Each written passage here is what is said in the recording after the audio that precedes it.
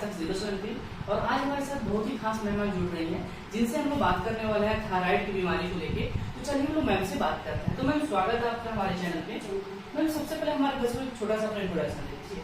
मेरा नाम डॉक्टर सोनिका पांडे है और मैं एक जनरल फिजिशियन हूँ और मैं अपना क्लिनिक चलाती हूँ और जो कि पिस्का मोड़ में गुरुद्वारा के पास स्थित है। मैम सबसे पहले आपसे हम जानेंगे कि थायराइड की बीमारी क्या है और इसके कारण क्या है। जी, थायराइड की बीमारी बेसिकली थायराइड हार्मोन के लेवल के कम या ज़्यादा होने के चलते होता है और इसके जो मुख्य कारण है अपने देश में आयोडीन का कमी जो मोस्ट इम्पॉर्टेंट कारण होता है। उसके अलावा अगर बच्चों में देखा जाए तो थायराइड ग्रंथि का ना बन पाना प्रॉपर तरीके से या उसका डेवलपमेंटल डिले होना, ये एक कारण हो सकता है। प्रेगनेंसी एक कारण है थायराइड की बीमारी का। साथ में जो महिलाओं में पाया जाता है मुख्य कारण वो है ऑटो इम्यून डिसीज। बॉडी की इम्यून सेल थायराइड की सेल्स पे अटैक करती है जिसके कारण थायराइड डिस्ट्रॉय होने लगता है और थायराइड की समस्या होती है। तो अगर हम बात करें थायराइड के कितने प्रकार होते हैं और इसके लक्षण क्या है। जी, थायराइड बेसिकली दो तरीके का होता है। हाइपोथायराइडिज्म जब थायराइड हार्मोन अपने नॉर्मल लेवल से कम हो जाता है, जिसके लक्षण होते हैं कि पेशेंट को भूख कम लगेगा, उसका वजन बढ़ने लगेगा, साथ में उसको पीरियड्स का डिस्टर्बेंस हो जाएगा, जो मासिक धर्म होता है वो अनियमित हो जाता है।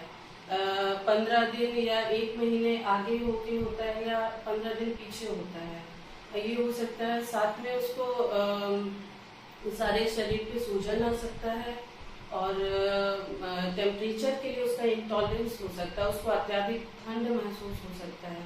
साथ में ही डिप्रेशन का शिकायत उसको हो सकता है। ये हो गए हाइपोथायराइडिज्म के लक्षण। और अत्यधिक थकान महसूस कर सकता है पेशेंट। दूसरा वैरायटी है हाइपरथायराइडिज्म। जब थायराइड हार्मोन नॉर्मल लेवल से ज्यादा होते हैं तो हाइपरथायराइडिज्म की कंडीशन आती है। इसमें क्या होता है कि पेशेंट को भूख बहुत ज्यादा लगती है लेकिन ज्यादा खाने के बावजूद उसका वजन कम होने लगता है। साथ में उसको हार्ट रेट बढ़ जाएगा, अत्यधिक पसीना आने का शिकायत होगा उसको। उसकी आंखें जो है प्रोट्रूडेड दिखेंगी, मीन्स चेहरे से निकली हुई थोड़ी सी उभार दिखेगा उनकी आई बॉल्स में। और साथ में उनके इसमें भी पीरियड्स इरेगुलर हो सकते हैं महिलाओं में और ब्लीडिंग नॉर्मल से कम हो सकता है इसमें। और गर्भ धारण करने में भी महिलाओं में परेशानी हो सकती है। दोनों वैरायटी के थायराइड की परेशानी।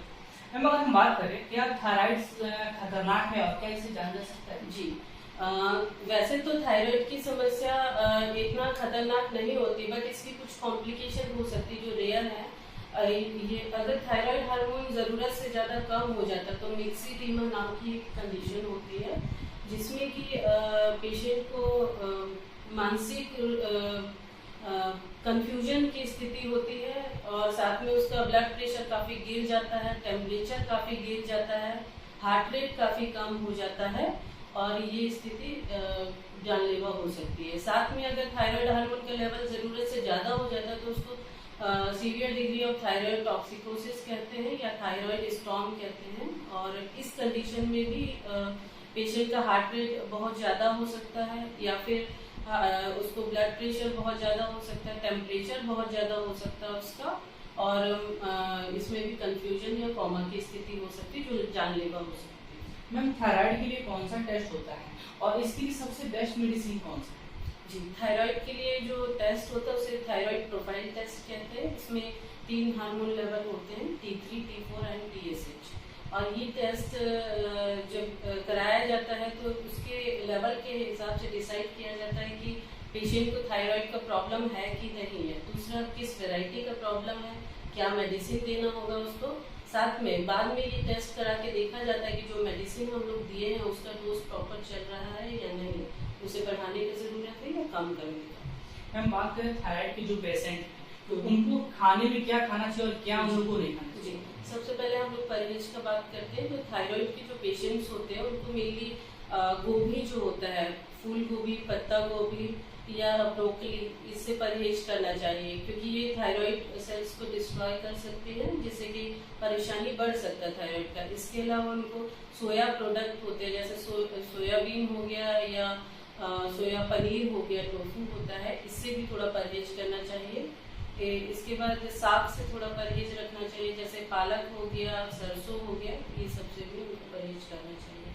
खाना क्या चाहिए, क्योंकि मेन कारण है आयोडीन डेफिशिएंसी थायराइड का, तो हमेशा पेशेंट को चाहिए कि आयोडीन रिच डाइट ले वो। साथ में कुछ विटामिन होते हैं जैसे कि vitamin D, vitamin B complex, ये उनको अत्यधिक मात्रा में लेना चाहिए। साथ में इनको एक हेल्दी लाइफ स्टाइल मेंटेन करके रहना चाहिए, जैसे कि फ्रूट्स, वेजिटेबल, सैलेड और हाई फाइबर डाइट का यूज करना चाहिए। ये सब एंटीऑक्सीडेंट रिच होते हैं और जिससे फर्दर थायराइड ग्लैंड के डैमेज को रोका जा सकता है। थैंक यू मैम हमारे साथ जुड़ने के लिए।